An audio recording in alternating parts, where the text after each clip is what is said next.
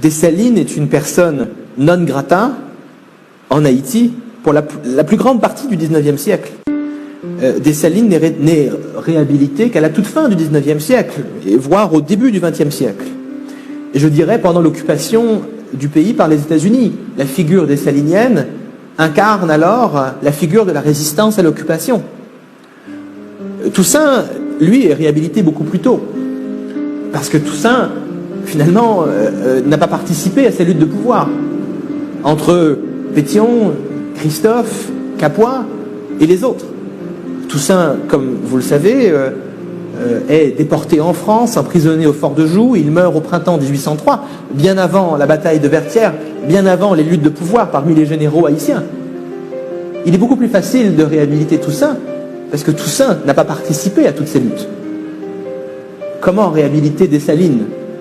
Alors que Dessalines, en 1806, après son assassinat, est présenté par Pétion et par Christophe comme le tyran par excellence.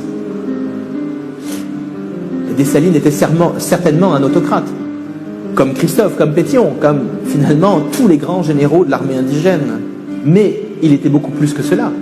C'est l'un des premiers penseurs noirs. Je crois que c'est l'un des premiers penseurs de la libération noire. Et pour cette raison, il faut attendre très longtemps pour que Dessalines revienne, intègre le panthéon national. Et je crois comprendre aujourd'hui qu'en Haïti, ce n'est pas encore très clair. Il y a encore une lutte, aujourd'hui, une lutte de mémoire, entre les Dessaliniens et les Louverturiens, entre peut-être les supporters de Pétion et les supporters de Dessalines.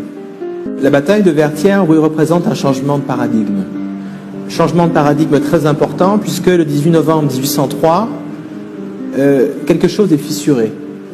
Et ce qui est fissuré, c'est cette équation entre, d'un côté, la peau noire et la condition esclavagiste. Il est bien certain, le 26 Brumaire en 12, que cette équation est fissurée de manière radicale. Je crois qu'à Vertières, quelque chose tremble. Et ce qui tremble et ce qui se fissure, ce sont les assises, en fait, du monde moderne. Et les assises du monde moderne, je reviens à ce que je disais tout à l'heure, c'est la rencontre du capitalisme, de la race et de l'esclavage. À Vertières, cette union du capitalisme, de la race et de l'esclavage s'effondre. On arrive à marginaliser Haïti en n'en parlant pas dans les livres d'histoire. On arrive à marginaliser les grands moments héroïques de l'histoire d'Haïti en expliquant dans les livres au XIXe siècle que tout cela est trop douloureux. Le général Pamphile de la Croix, au XIXe siècle, en 1819, écrit ses mémoires et explique qu'il ne faut pas parler de la guerre d'indépendance haïtienne. On arrive à marginaliser Haïti en expliquant qu'Haïti est un pays de barbares, un pays monstrueux. Un pays monstrueux ne peut pas être le pays qui a donné naissance aux grands héros Dessalines.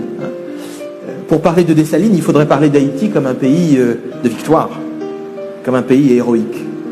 Or, la France, pour toutes sortes de raisons, conscientes ou inconscientes, a préféré faire d'Haïti un pays à aider, un pays problématique.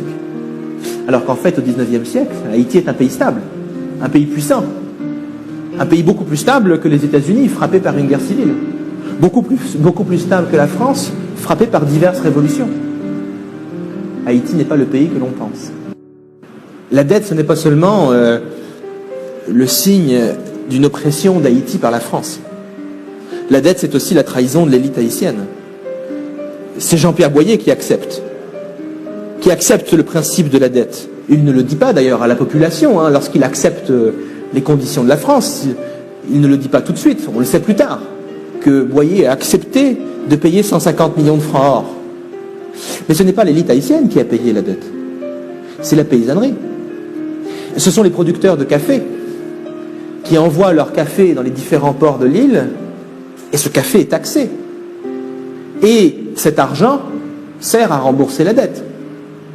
Ce n'est pas Boyer qui l'a payé la dette, ni Faustin Soulouque, ni Geffrard, ni Villebrun Guillaume Sam. C'est la paysannerie qui l'a payé.